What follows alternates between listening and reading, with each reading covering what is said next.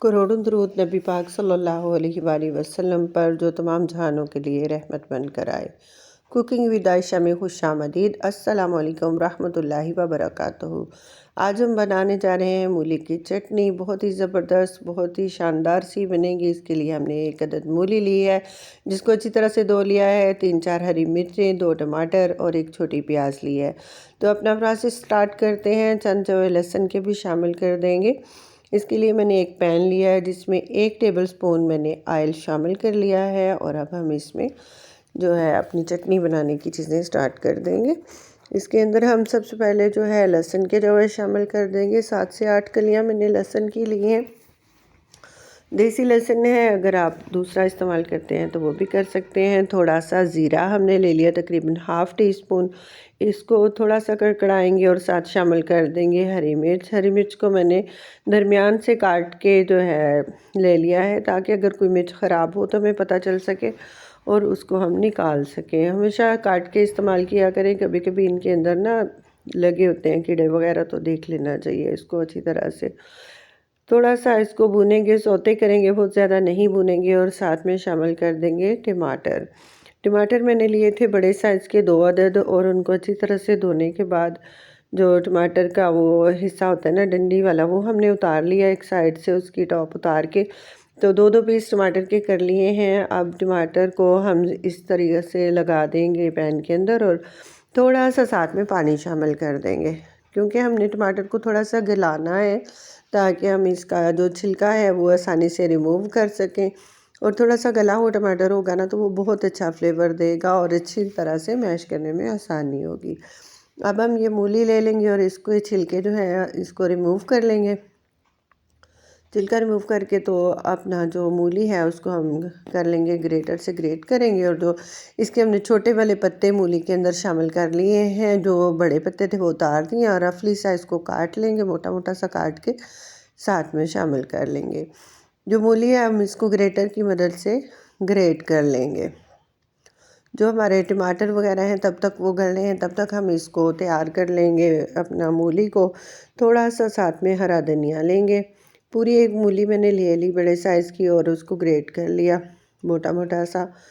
जो मोटी साइड का ग्रेटर होता है ना, उसके साथ मैंने ग्रेट किया है। अब मेरे टमाटर जो हैं वो गल चुके हैं, इसके हम छिलके अलहदा कर लेंगे। और जो पानी इसके अंदर लिया था ना वो भी तकरीबन ख़त्म हो गया है। थोड़ा सा ही मैंने डाला था पानी जिसमें सिर्फ ये चीज़ें हम गला सकें, इनका कच्चापन जो है वो ख़त्म कर सकें। तो ये देखें जो छिलके हैं ना वो आसानी से ये स्पैचुला की मदद से मैंने इनको हल्का सा दबाया और छिलका जो है इसका टमाटर का ना वो हाथ की मदद से उठा के तो अलहदा कर दिया है। अब हम जो टमाटर हैं इनको हल्का हल्का मैश कर लेंगे अपना स्पैचुला की मदद से ही, ताकि हमें आगे जाके ना मूली की जो चटनी हम बनाएंगे उसमें ये चीज़ें जो मेल्ट करने में आसानी हो सके।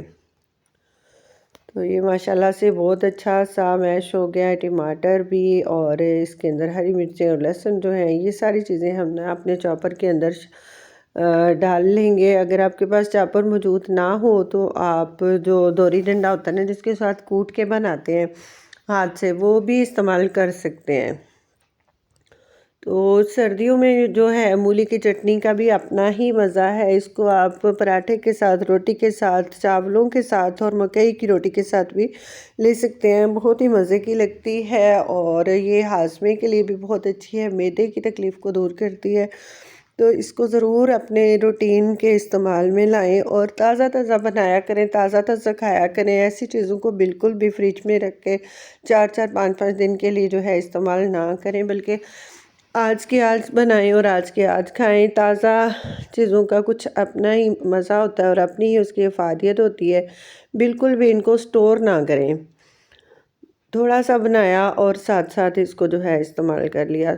इसके अंदर हम ½ टीस्पून नमक शामिल कर लेंगे। अगर हमें कम लगा तो हम बाद में भी इसके अंदर शामिल कर सकते हैं, लेकिन आई थिंक इतना ही काफ़ी होगा। ½ टीस्पून ही हम चाट मसाला इसके अंदर शामिल कर देंगे और चुटकी भर सुरख मिर्च जो है ये ऑप्शनल है, अगर आपको पसंद हो तो आप डालें, अदरवाइज़ जो हरी मिर्चें हैं उनके साथ भी बहुत अच्छा टेस्ट मूली की चटनी का बनता है।